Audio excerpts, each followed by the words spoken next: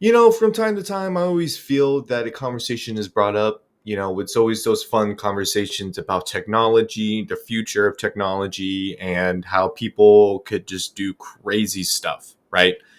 But it's always boiled down to, oh, it's only the rich that could really have this said technology and make it like, I don't know, do their bidding or something like that, while us peasants just can barely enjoy the fraction to what they have.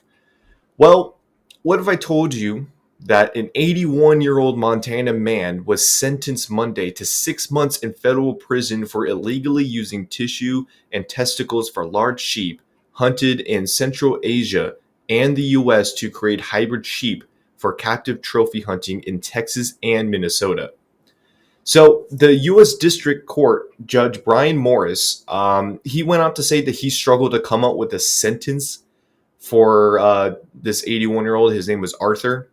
Arthur, just he has a lack of criminal record, and just trying to figure out like how do you go from spending 80 years, 81 years of your entire life, well, up until this now, that you don't commit any crimes for you to have a criminal history to all of a sudden you are trying to change the genetic makeup of the creatures. That's what, in quote, this is what the judge was saying: charge the genetic makeup of the creatures on the earth. I mean, that is just kind of a crazy thing for someone to get arrested for. He also was fined $20,000 and ordered him to make a $4,000 payment to the U.S. Fish and Wildlife Foundation. Um, He was allowed. He will be allowed to self-report to a Bureau of Prisons medical facility. What he said before the sentencing, he said, "I will have to work the rest of my life to repair everything I've done." The 81-year-old, like he's been hunting. Supposedly, he's been hunting these said sheep that was located out in Central Asia, and he's been doing that since 2013. Now, I've been looking at some other documents, or I'm sorry, some articles talking about how he would go back and forth from 2013 up until now, and essentially he was cloning. He cloned a sheep and then he just set that out to the wild, hoping that he would that sheep would also breed with the other wildlife, the other sheep that was out in nature. Because I, looking at this article right now, it's kind of just talking about like captive trophy hunting. So I'm guessing that obviously like there's a certain amount of sheep that they already own and that they're in this said property that that technically still belongs to them. So when he's putting out this clone hybrid sheep whatever into this their property and stuff, like their tame sheep is going to have babies based on that. But I've been seeing some other videos talking that um, it might have gone outside of that, and that right there could really be a huge problem. Just kind of lost for words here. I have no idea that this was just a thing. And I've been also looking at um, comment sections too about this story, and how some of them are just talking about like it's crazy that random people all over the world who might not actually be rich or famous could for some reason have this ability to have this technology that could easily clone sentient creatures, right? And just kind of just go hog wild on that.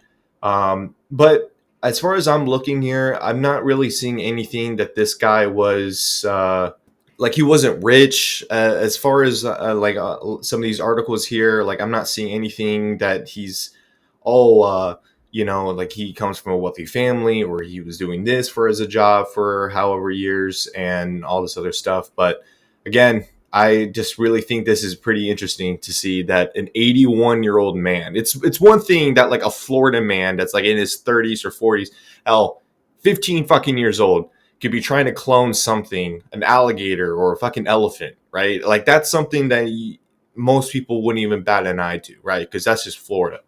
But for some 81-year-old man in Montana that just went back and forth, from Central Asia to the United States for 11 years, to like create this clone hybrid sheep thing to essentially make bigger trophies back at home. It's kind of crazy to talk about. Investigators, they were saying that there were 5 co-conspirators that are not named in court records, but Arthur's plea agreement requires him to cooperate fully with prosecutors and testify if called to do so.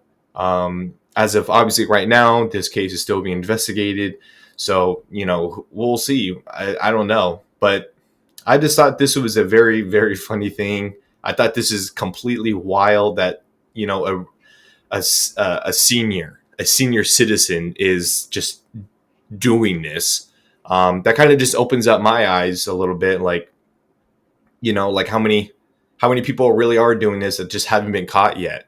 But then again, like I've seen TikTok videos. I've seen like this was like 3-4 years ago. I saw a TikTok video where this guy took a bunch of tadpoles in his baby pool. He had like over like a fucking thousand, like thousands of little like baby tadpoles, right? And then it's just like he grew them into fully functioning reproductive frogs, and then he just fucking released them out in the wild. um I'm pretty sure that is a serious crime or something like that, being that's could be messing with the ecosystem and all. But yeah, I really thought that this was I thought this was crazy, and I thought it would just be worth sharing with you guys. So I'll see you in the next one.